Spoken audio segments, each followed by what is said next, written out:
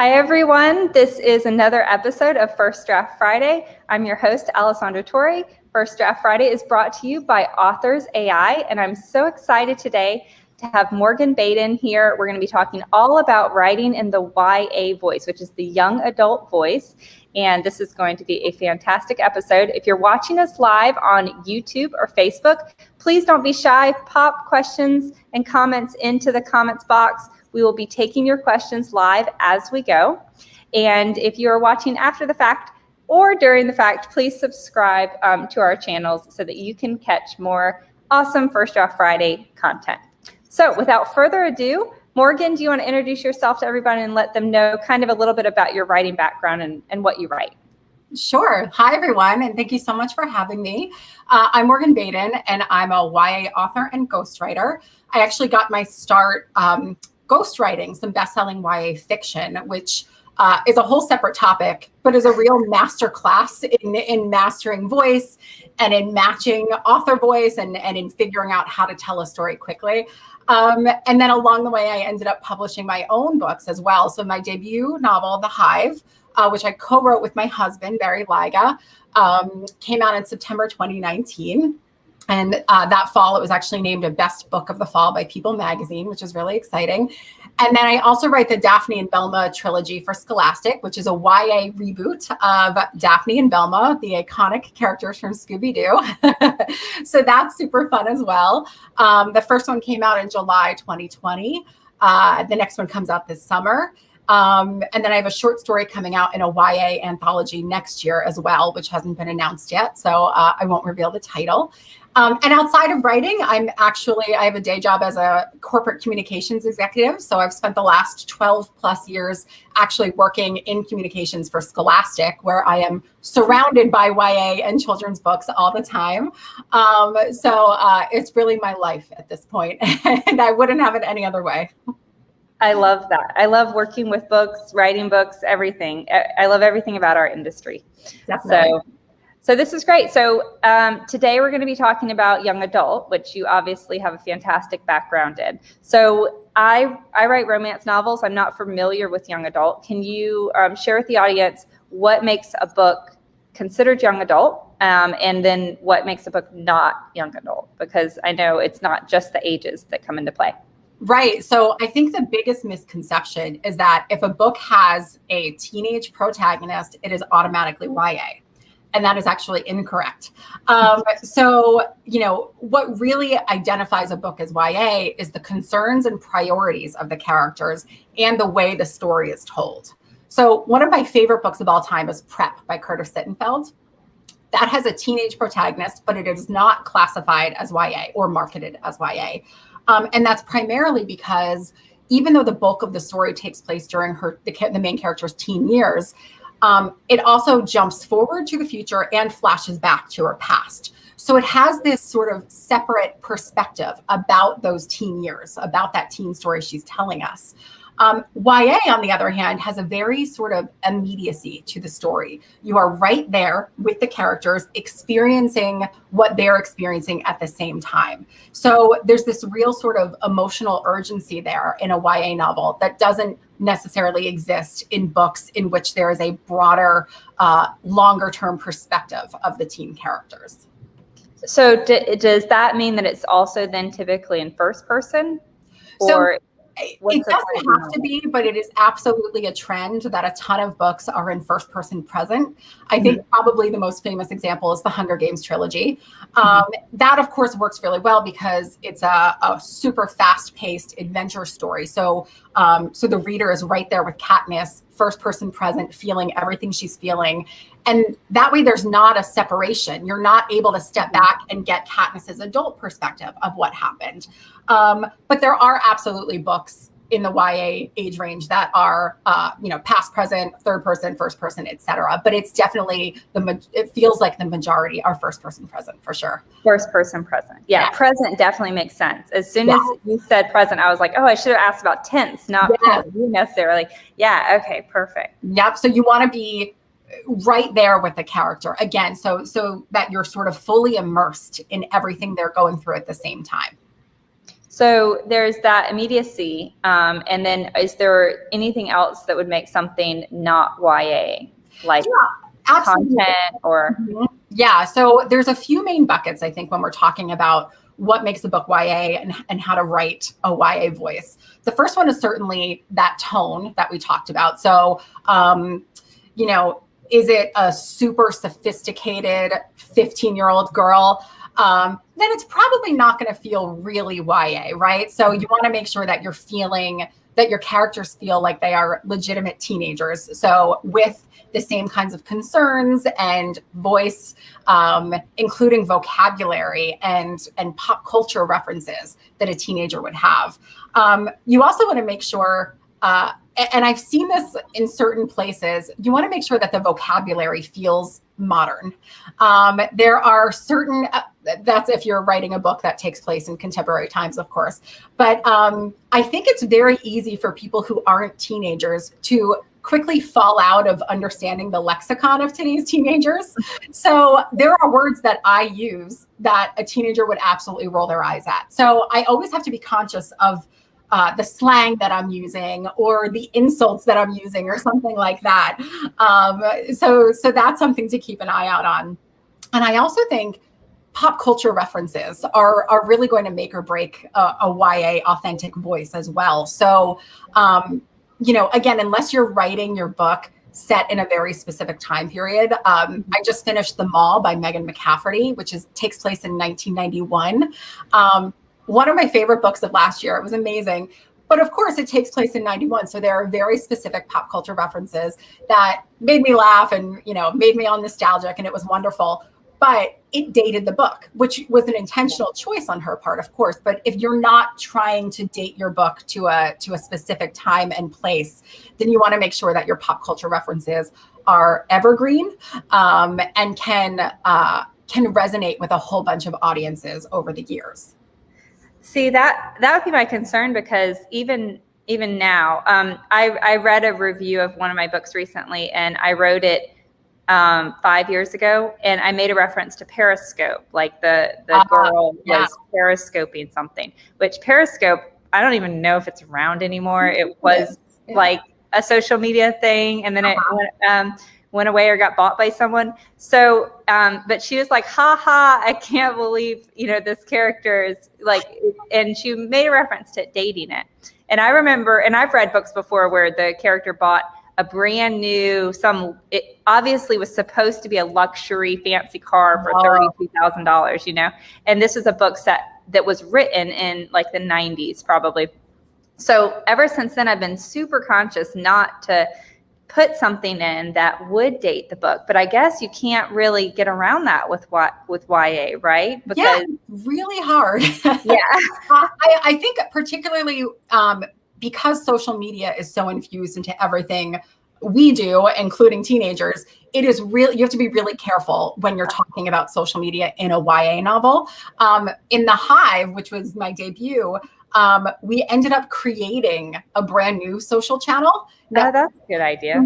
And so we ended up, we sort of referenced some of the existing popular current platforms, but making up a new one allowed us to sort of step outside of that date, which was really helpful. And I also find texting is a big thing too. So in my Daphne and Velma books, they text a lot.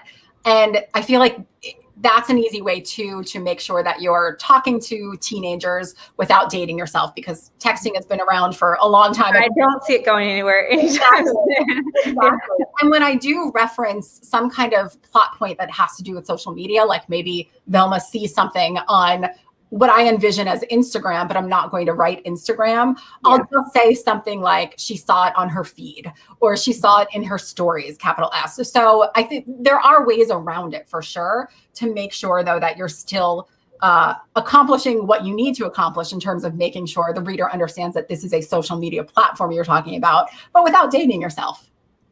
I think those are great tips. I love that. Great. Yeah. I love that.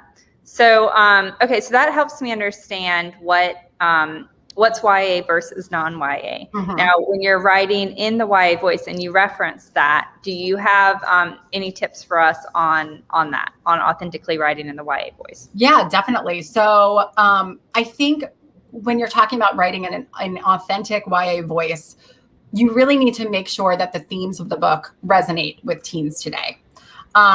And that's another thing that differentiates a YA voice from an adult voice, right? So there's the obvious thing. So a YA novel set in modern day America is probably not going to have teenagers focused on getting married or on having babies or something like that. So there's the Becoming housewives, yeah. So there's the real obvious stuff there. But I think if you dig deeper, you know, when you're talking about teenagers today, the themes are the same. They're exploring themselves and their identities. They are seeking out who they are and who their friends are. They're most likely having their first forays into romantic relationships. There's a real sort of focus on friendships and on family sometimes. And there's really a sort of curiosity and concern about what lies ahead for them, right? So what does their future hold? What's next after high school? And so those kinds of themes, I think, resonate across all kinds of teens, every generation. And that's also part of what makes a book feel like a YA. So does it have those themes that are classically young adult? Mm-hmm. That's interesting. And I think the appeal for a lot of adults also, because YA isn't just young readers, right? Yeah. I know a lot that I speak to, at least in the romance genre, they love that first love and that butterflies. That really, you experience love, you approach love differently when you're a teenager than you do, when you're. So is teenage typically what a YA is normally what age range of character? So it's typically 14 and up. So the characters are usually 14 and up. I would say it feels like most YA main characters are right around 15, 16. Because you want to make sure you're not too close to the end of high school, because then they really are sort of focused on college or what lies beyond high school. And readers usually read up, right? So the YA market is usually capturing readers 12 and up. And so a 12-year-old usually wants to read about a 14 or up. And it's interesting too, because there's sort of within the YA age breakdown, there are sort of micro breakdowns as well. So there's sort of upper YA, classic YA, and younger YA. So the Daphne and Velma books are younger YA, which is really sort of 12 and up. They are light on romance. There's certainly romance, but it's very light. They're light on violence and things like that. So it's a bit of a smoother read. Whereas the Hive is upper YA, because there's spoiler alert, death and aggression and lots of challenges there. So even within the YA, there are sort of different stratospheres there. But overall, we're looking at right around sort of 15, 16. And am I correct? And so I wasn't even aware of those. So that's nice to know, those three levels. And then there's subgenres. Really, every subgenre could be YA, right? You could have paranormal YA. Yeah. So there's a common refrain amongst YA authors, which is YA is not a genre. It's just an age range. The genres of YA are very similar, if not identical, to the genres of any other age range book. So there's YA fantasy, YA thriller, YA mystery, horror, YA romance, etc. So you know, it's really just an age designation and a way for bookstores to organize their bookshelves and for books to be marketed. That's interesting. I would have thought that YA authors would have been like strictly protective, like we are our own genre. So that's interesting. Yeah, and you know what you said before is I think worth bringing up again, which is even though YA is books technically about teens for teens, they have much broader appeal. And YA, I think romance is the fastest and most successful genre of book when it comes to sales, and YA is right behind it. And it's something like, I forget the exact statistic, but it's a ridiculously large percentage of YA book buyers are actually adults. reading YA. Yeah, I was curious about that. I didn't know if it was like half or It's something like half. Yeah. okay. Wow. But it's really significant. And that also plays out when you see when you dive into the format of books that are sold in the YA age range. So is it ebook or is it print? And YA still has that nice print base. Because it's teenagers and they don't often have e-readers. And so they're buying the actual hardcovers and paperbacks. Whereas a lot of the adults buying YA are sort of split between ebook format and print format. And you think it'd be the opposite. You think like teenagers, technology, they always have a phone in their hand. But I know my niece who was just a crazy reader. I mean, she told me, she's like, I just love having the feel of a book in my hand, which I also love it, but I'm an adult and I'm practical and I don't have space for 5 books a week, which is how much she was reading, and they are also less price conscious. Yes. Which is interesting and great for authors. Right. There's a whole Scholastic Issues every few years, something called the Kids and Family Reading Report, which is a research paper that chronicles reading habits amongst kids. So, babies up through age 18 and then their parents who are buying for the younger kids. And time after time, the data shows that children's books are primarily physical and that kids never, they say, their quotes are amazing. They just do not want to give up their print book. They find that print book really special. Yeah, and that's a great thing for any authors watching who are thinking about getting into YA. I am a big advocate of self-publishing. I always encourage authors to self-publish. But the one genre that if I was going to go into, the one genre that I would really try to go traditional route first would be young adult, because that print market is so big, and getting into, libraries at schools and and getting on those reading lists is really powerful. So, yeah, I would really agree with that. The school channel is hugely important. So that's things like book fairs and book clubs. And to do that, you need to have a traditional imprint behind you. Yeah.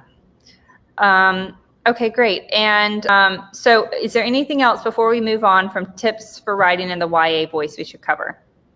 I mean, in terms of general tips, is it helpful if I sort of give some do's and maybe nots? Okay, great. Let's do it. So I love do's and don'ts. Yeah. Okay, good. So let me start with things to watch out for.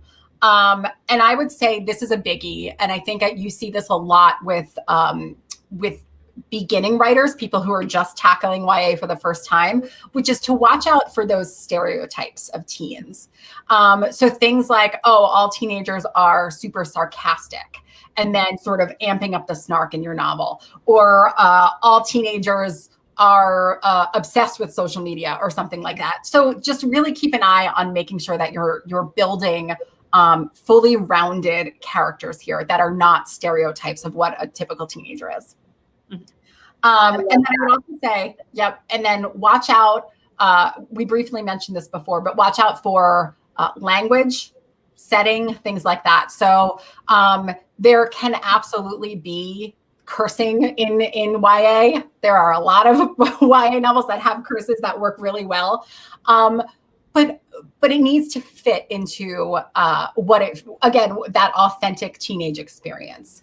And it also truly depends on whether you're aiming for that lower YA or classic YA or upper YA.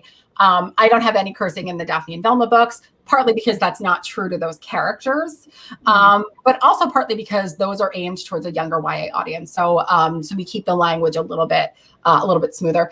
And then I would also say, well, wait, sorry, I don't want to interrupt you before you move on. I once tried to write a YA book. I have a really great idea for a YA book, but one thing I really struggled with was language, because the characters were 3 male, like 16, 7, they were 17-year-old. They were high school seniors. They were 17, 18-year-olds. And I was trying to keep it super clean, because in my mind, I was thinking that, I don't know, I was thinking that it was YA, so it had to be super clean. But I could not create authentic conversations between these guys without having some profanity. Of course. So I love what you just said. So it is okay to have some profanity. Is it mostly need to be in dialogue?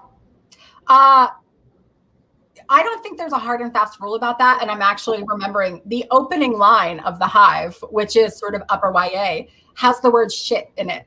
So it is not dialogue. It is actually in the narrative. But I think you're right. I mean, again, and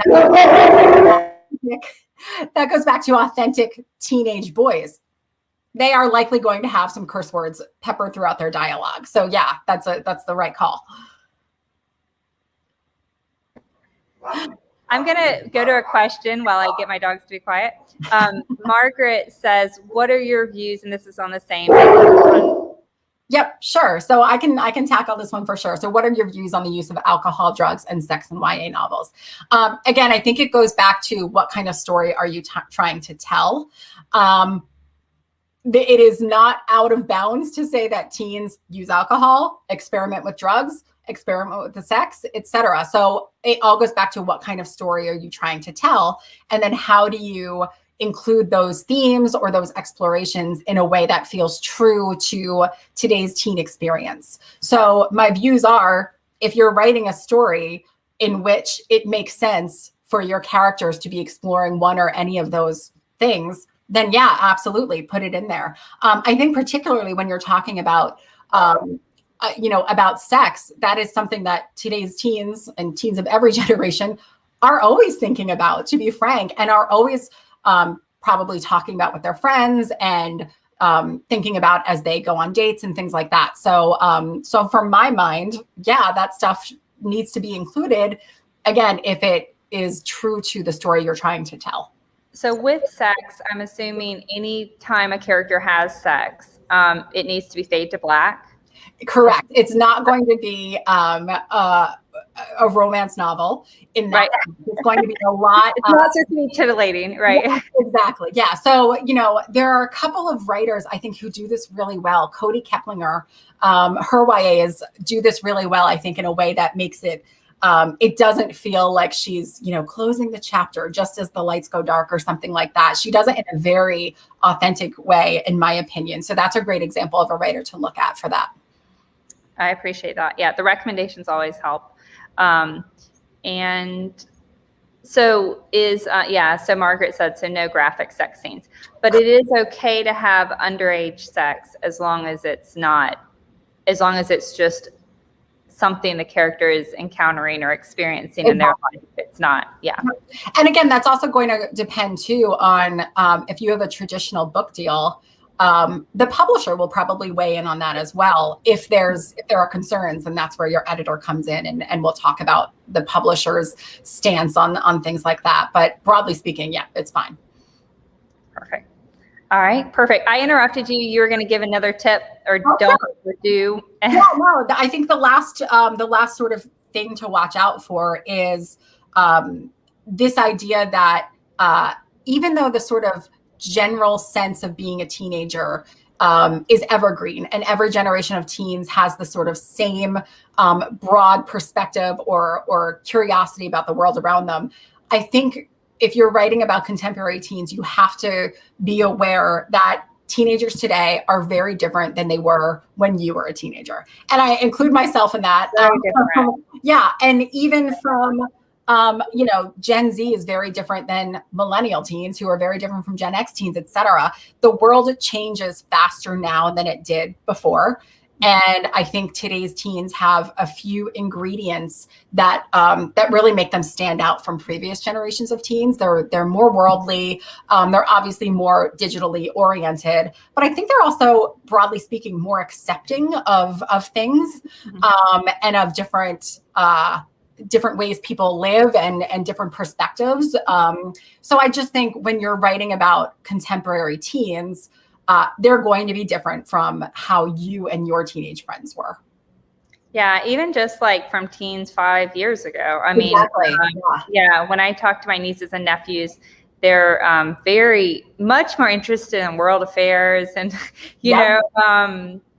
stereotypes and just more culturally aware. Yes. Than, when I was 16, all I cared about was like horseback riding. I mean, I wasn't paying attention to political news or anything about, immigration or anything.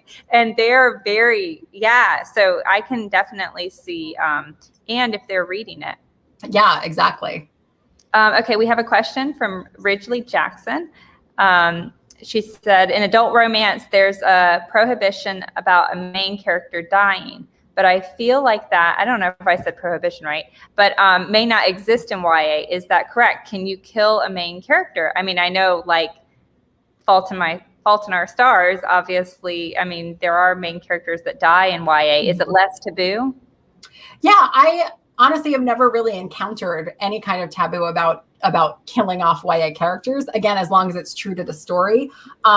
My husband writes a lot of thrillers, and his most famous trilogy is called I Hunt Killers. As you can imagine, there are victims in that book for sure. And they're not the main character, but they are close to the main character. So yeah, I think that's absolutely fine to do. Yeah, that's a great question. I love that question. And there was a question, it's not showing up because it didn't come in this live chat, but another author said she's in her 70s, 60s or 70s, and she said, can I write YA, or is it going to be too much of a stretch for me with the age gap? I would say if you want to write YA, absolutely try it.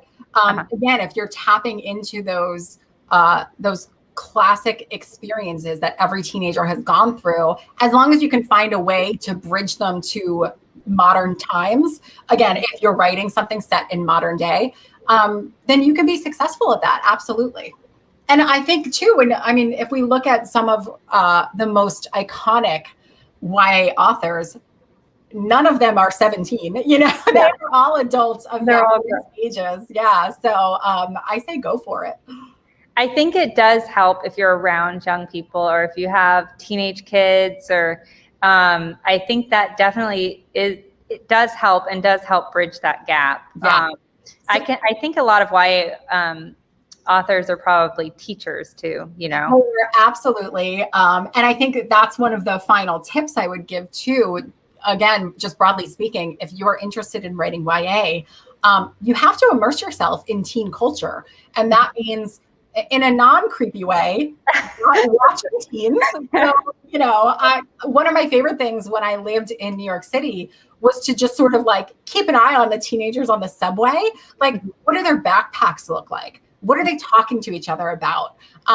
What kinds of sneakers are they wearing? Because trends vary. So, but I think just as important as that is watch teen movies. Read, first of all, you have to read YA, right? You can't write without reading in the genre or the age range that you are trying to write in. And specifically with YA novels, like mix up the genres. Read YA fantasy followed by a YA romance. See what speaks to you and what kinds of themes and things like that are really jumping off the page to you, and how you can translate that into your own work. But also, if you're new to YA and you're worried about voice, or how it's going to go, spend a weekend binging things like Riverdale, or any kind of teen-focused television show or teen movies. Watch To All the Boys I've Loved Before on Netflix, and see what speaks to you about those stories, and see if you can identify what makes them YA. I love that. So is there normally like a word count length of a typical YA book? Are there any genre norms that we should be aware of in terms of that? Yeah, definitely. It's going to vary a little bit by genre, of course. Typically fantasy, as in the adult sphere, skews higher word count. I think if you're looking at a classic YA contemporary, so just a sort of YA story set in modern times, you want to aim for sort of 60 to 70,000. Okay. Thrillers will probably be a little bit more than that, maybe 75 to 80. I think the sweet spot for a YA fantasy is around 90. So I would advise try and stay under 100. There are obviously exceptions to that. my personal sweet spot. I always aim when I'm starting a new manuscript, I always aim for between sort of 65 to 70. And I usually land at around like 55 with my first draft, which is perfect because then you sort of go through and cut. And you have plenty of room to flesh out. Exactly. Yeah. That is fantastic. And we are wrapping up. So if anyone has any final questions, now is the time. Shout them out. But I will wrap us up because we are right at time. So thank you so much for joining us today, Morgan. How can they find out more about your books, and what book would you recommend that they start reading? Oh, well, thank you for having me. I'm at morganbaden.com, Instagram at Morgan Baden, and Twitter at Morgan Baden. Follow me anywhere. And I would say it depends. If you like a really fast-paced story, go with The Hive. But if you are a fan of Scooby-Doo or of sort of Veronica Mars-like mysteries, go with my Daphne and Velma books, which are also super fun. And please feel free to reach out with questions or comments or anything like that. I'm always happy to talk more. I appreciate that so much. And for those of you, if this is your first Draft Friday, welcome. This is brought to you by Authors AI. We have a really cool artificial intelligence called Marlo, who loves to read any type of fiction. She can read your novel and provide incredible detailed feedback within just a few minutes in a gorgeous 25-page report that talks about plot and characters. So be sure to visit authors.ai and check it out. We have both free and paid plans available. And we're here every other Friday at First Draft Friday. So please join us in a future First Draft Friday. And if you're listening to this on a podcast, please review the podcast. We'd love to see your feedback there. So thank you again. Thank you, Morgan. And we'll see you guys in 2 weeks.